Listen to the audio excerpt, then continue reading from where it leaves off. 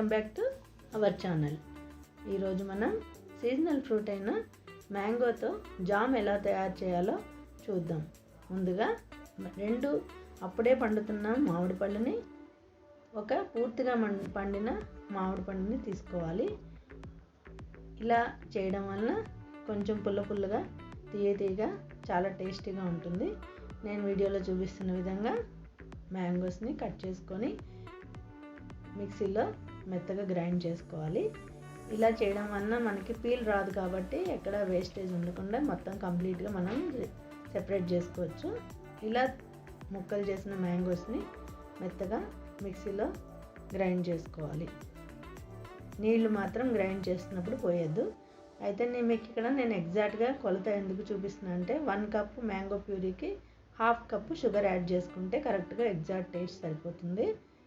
చూస్తున్నారు కదా, ముందుగా మ్యాంగో ప్యూరీని ఒక 5 మినిట్స్ పాటు మీడియం ఫ్లేమ్లో కలుపుతూ వేట్ చేసుకోవాలి. తర్వాత షుగర్ని యాడ్ చేసుకొని చక్కగా కలుపుకోవాలి. ఈ మ్యాంగో జామ్కి టేస్ట్ అంతా మనం చక్కగా అడుగంటకుండా కలపడం వలన వస్తుంది. తర్వాత 100 ml వాటర్ని యాడ్ చేసుకోవాలి. ఈ వాటర్ యాడ్ చేయడం వలన మ్యాంగో టేస్ట్, షుగర్ టేస్ట్ రెండు కూడా చక్కగా బాయిల్ అయ్యి జామ్కి మంచి టేస్ట్ వస్తుంది. చూస్తున్నారు కదా, ఈ విధంగా వీడియోలో చూపించిన విధంగా అరచెక్క నిమ్మ చెక్కని రసం తీసుకొని ఆ రసాన్ని మ్యాంగో జామ్ దగ్గరగా అవుతున్నప్పుడు మనం యాడ్ చేయాలి. ఇది ప్రిజర్వేటివ్గా పనిచేస్తుంది. మనం నిల్వ ఉంచుకుంటాం కాబట్టి పాడవకుండా ఉంటుంది. సో ఈ దగ్గర పడ్డాక మాత్రమే మనం నిమ్మకాయ చెక్క వేయాలి. ఈ తర్వాత ఇలా దగ్గర పడిన తర్వాత మనకి పాకం కుదిరిందో లేదో తెలియడానికి ఒక ప్లేట్ని ఇట్లా క్రాస్గా పెట్టుకొని వేసినప్పుడు అది అక్కడే ఉండిపోతే జామ్ అయిపోయినట్టే. సో ఇప్పుడు మనం స్టవ్ ఆఫ్ చేసుకొని జామ్ని చల్లారనివ్వాలి.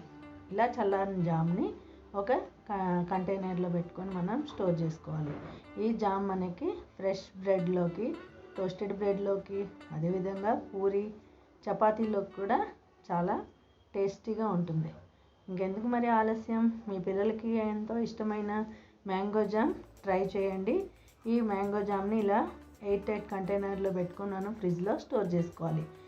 ఈ బ్రెడ్ జామ్ మనకి రెడీగా ఉంటే మార్నింగ్ టైంలో పిల్లలకి ఎంతో హెల్ప్ఫుల్గా ఉంటుంది. ఇది ఫ్రెష్ బ్రెడ్కి డైరెక్ట్గా అప్లై చేసుకొని తినచ్చు. అదేవిధంగా టోస్టెడ్ బ్రెడ్లోకి కూడా చాలా బాగుంటుంది. మనం ఇంట్లోనే తయారు చేసుకున్నాం కాబట్టి పిల్లలకి మనం ఎటువంటి సందేహం లేకుండా వాళ్ళకి మనం జామ్ అనేది పెట్టచ్చు. సో ఇది సీజనల్ ఫ్రూట్ కాబట్టి మనం అందుబాటులో ఉన్నప్పుడే మనం తయారు చేసుకొని పెట్టుకోవచ్చు. ఇది చాలా ఈజీ అండ్ హెల్దీ ఆల్సో. ఈ విధంగా చపాతీ రోల్ చేసి ఇస్తే పిల్లలు ఇష్టంగా తింటారు. పూరీలోకి కూడా మనకి చాలా టేస్టీగా ఉంటుందండి. ఒకసారి ట్రై చేయండి. ఈ మ్యాంగో జామ్ మీరు ట్రై చేసింది ఎలా కుదిరిందనేది కామెంట్ బాక్స్లో కామెంట్ పెట్టండి.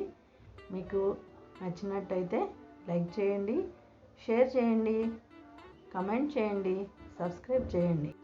అలాగే బెల్ ఐకాన్ మీద ట్యాప్ చేయండి. Thank you.